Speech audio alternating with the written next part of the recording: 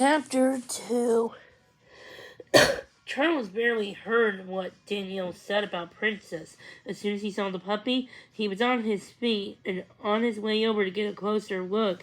He'd never seen a tiny dog. She was unbelievably cute, like a little stuffed toy. The puppy looked back at him with sparkly black eyes. Her little ears perked up. Great, another fan. Hello there. You want to pet me? Lizzie joined Charles near the crowd of women. A Yorkie, she said. Cute, I guess, if you like little dogs. Dogs don't know why people like to dress them up in t-shirts, though. What kind of dog did you say it was again? Charles asked his sister. His eyes were glued to the puppy in Angela's arm. A Yorkshire Terrier.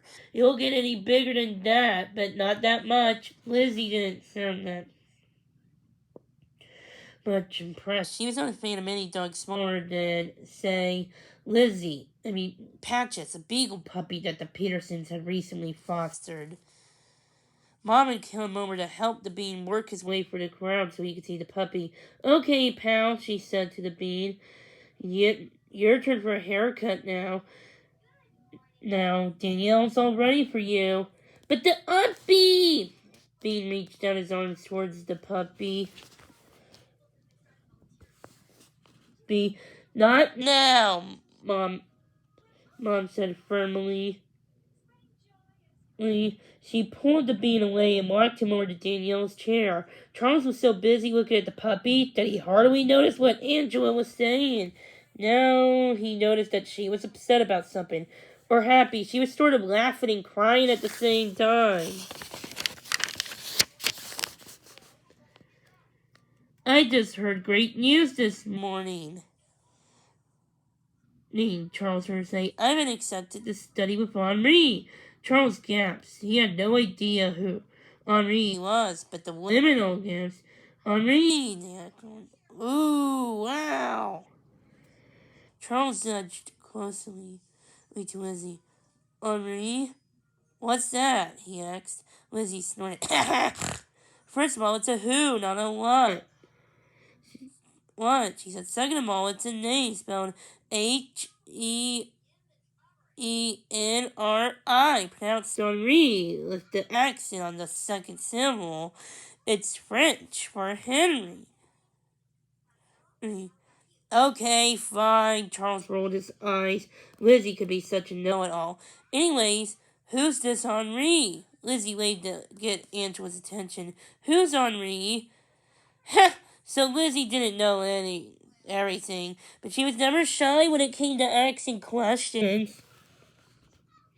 Charles was curious too, but he never would have spoken right up like that. Henri? Well, he's just the most famous, creative, most amazing colorist in the universe. That's all. Angela's cheeks were pink and her eyes were aligned with excitement. Colorist? Like with crayons? Charles pictured him being hard at work on the table, creating one of his scrawly, loopy drawings. Was to be a colorist? Angela laughed. No, like for hair, she said. There's nobody better than Henri when it comes to dyeing in hair. All the movie stores adore him. They won't go to anyone else. She took a deep breath. Now I, Angela McKnight, am going to Los Angeles, California tomorrow to study with him. I have to leave tomorrow. It's the most amazing, wonderful, incredible thing that's ever happened. She put her face down to nuzzle her puppy. And then when she looked again, there were tears in her eyes. And then, that's the worst thing that ever happened. She wiped her eyes and gave a huge sniff. I'm going to have to give up my darling baby girl, my princess.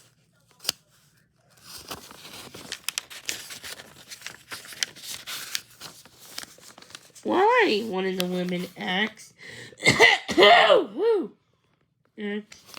Can't you just take her to visit you? Angela shook her head. I'll be studying all day with Henry. Every day. Who would look after her? Princess needs a lot of attention. Jen.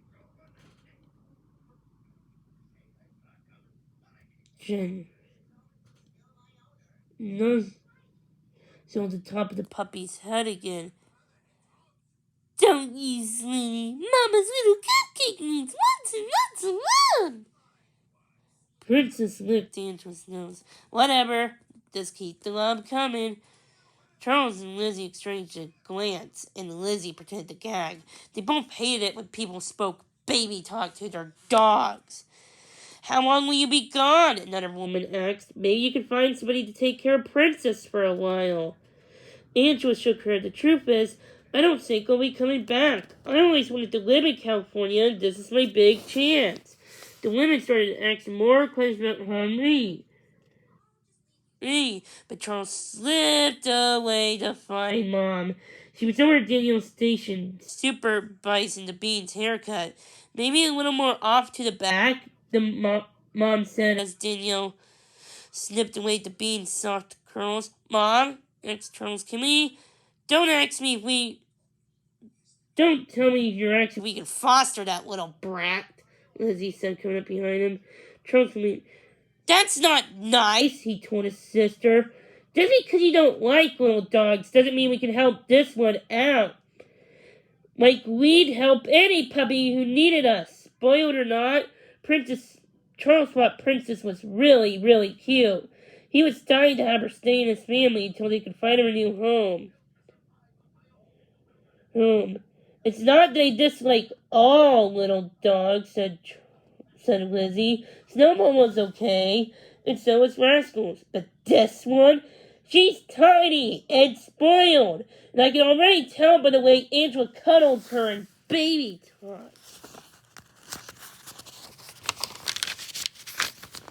talks to her. Not to mention that t-shirt she's got her wearing. Mom was shaking her head. I don't know, Charles. Lizzie could be right to this puppy. Princess might need more attention than we have to give.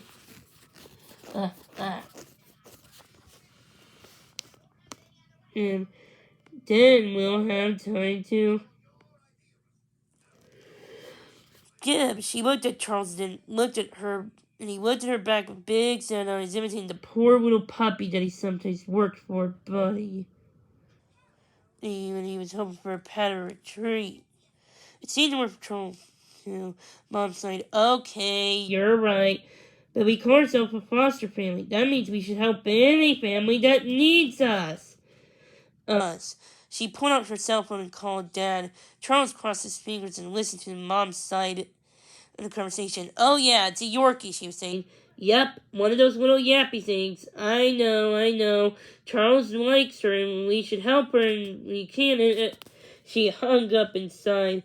Well, he agreed. I can't believe I'm talking to Dad into taking in another puppy. She winked at Charles.